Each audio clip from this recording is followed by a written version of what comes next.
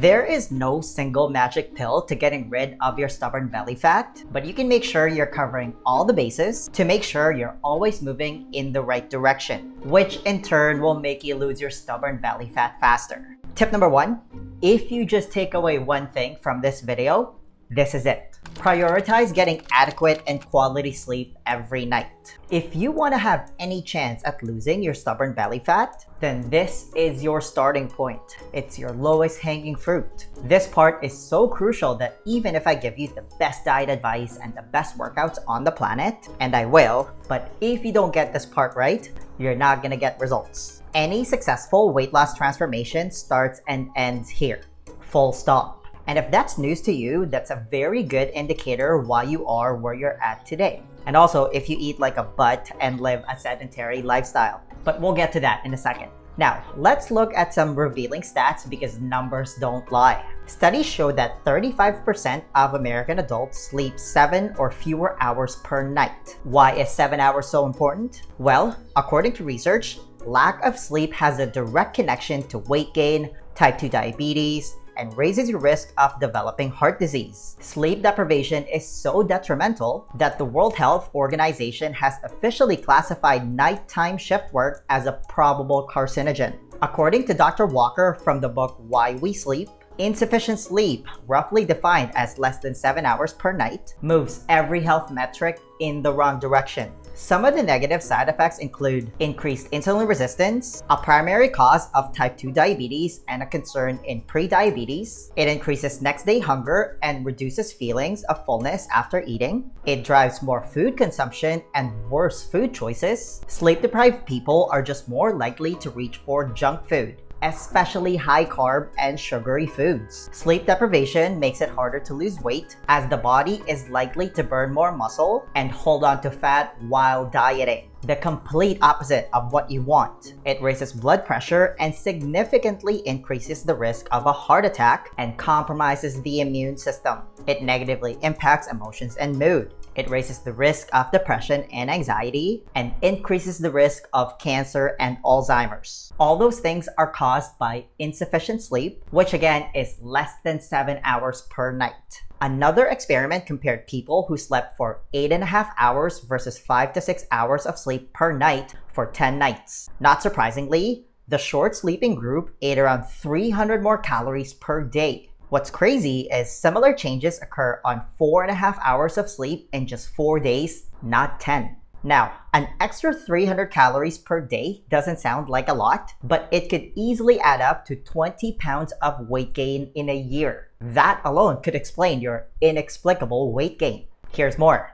A study that recorded the sleep patterns of 9,000 people indicated that those who averaged only 6 hours of sleep per night were 27% more likely to be overweight than those who slept 7 to 9 hours. It gets crazier. The participants who averaged 5 hours of sleep were 73% more likely to be overweight. In fact, lack of sleep is one of the strongest contributors to obesity. In one study, children and adults who were sleep deprived were 89 and 55% more likely to be obese. All this means is you can have the best diet and the best workouts, but if you don't get your sleep right, it's almost gonna be impossible to lose weight. Also, you can't fully recover lost sleep by catching up on the weekend.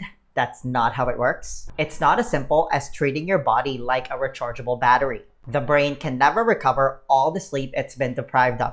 The solution is simple. Prioritize getting adequate and quality sleep every night. Ideally, anywhere between 7 to 9 hours in a cool, pitch black room with zero junk light every night. Protect your sleep at all costs. Tip number 2, follow a proper baseline human diet.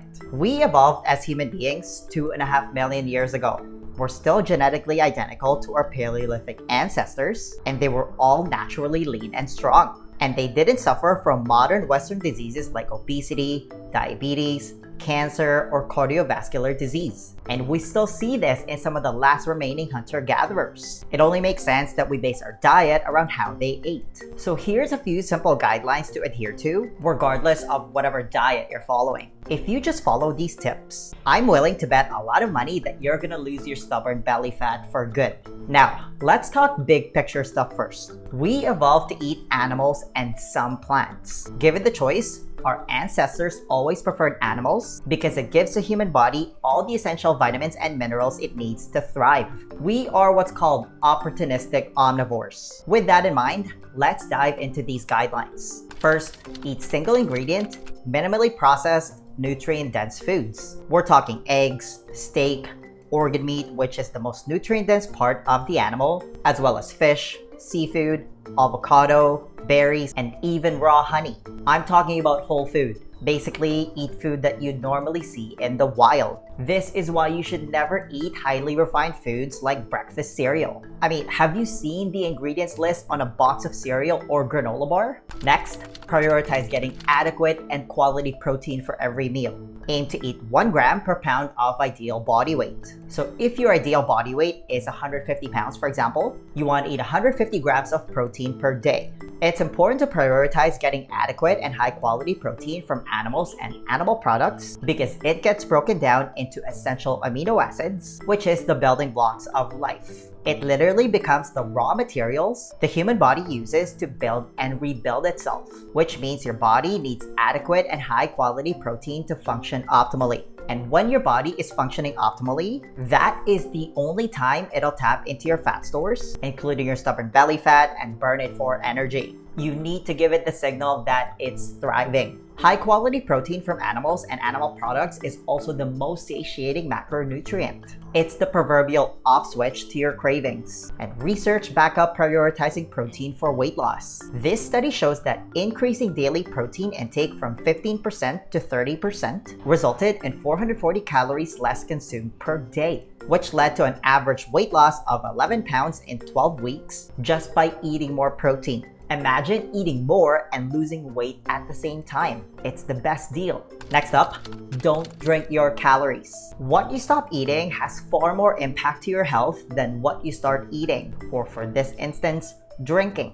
Liquid calories have zero redeeming qualities to them. Regularly drinking this stuff is like pouring gasoline on an already aggressive fire. They just make you fat and sick. There's really no other way to put it. Next up, drastically reduce your intake of added sugar, artificial sweeteners, refined grains, and alcohol. So no Diet Coke, don't put Splenda or stevia in your coffee, and try not to eat so much bread, pasta, cookies, cake, and the likes. When it comes to alcohol, it's literally poison that you're willingly putting in your body. That's why you get the buzz. More importantly, your body also prioritizes metabolizing alcohol because, again, it's poison, so you don't die, which then inadvertently pauses the burning of all other calories. So if you eat and drink, which is what most people do, all the calories from food get stored as glycogen and eventually body fat. And beer might be the worst alcoholic offender because it also contains carbs. They don't call it a beer belly for nothing.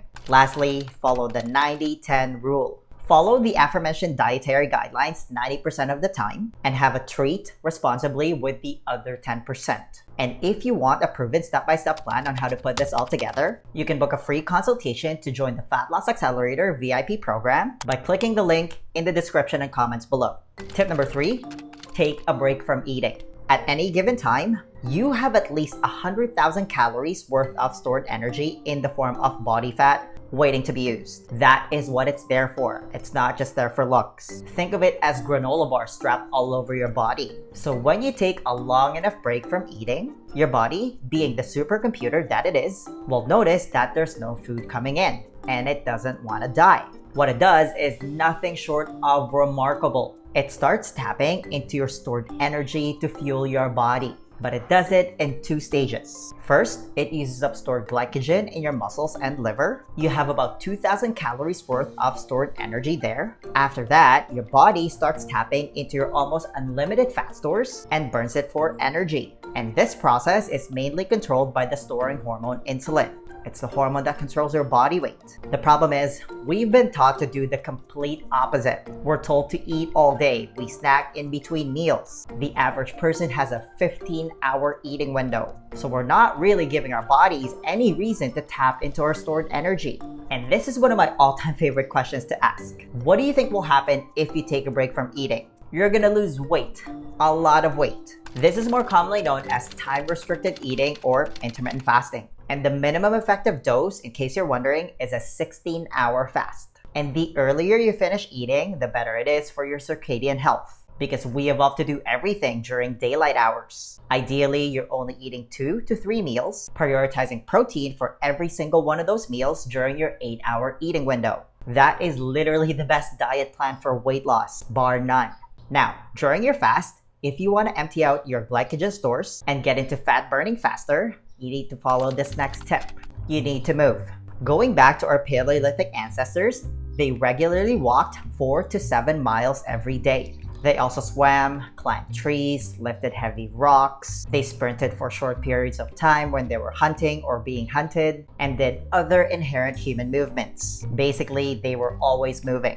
Now, I'm gonna give you the one and only concept you need to understand about physical health. If you want to lose all your stubborn belly fat and improve your overall health and fitness, there is literally nothing better you can do than to make yourself as physically strong as humanly possible. There is staggering data to support that notion. The best way to achieve this is through resistance training to build lean muscle. And no, you can't achieve the same thing just by purely doing cardio, because just doing cardio is catabolic. Catabolic means to break down, and this doesn't have to take long. 10 to 30 minutes of resistance training done 2 to 3 times a week is all you need. And if you're completely brand new and you haven't worked out since gym class in high school, or maybe you don't have access to a gym, just do body weight exercises at home. Just make sure it's geared towards resistance training. Especially if your goal is to just have a flat stomach, maybe see some abs, and fit better into your clothes. You can achieve that just by doing body weight exercises, because having a lot of lean muscle is the key driver of your metabolism.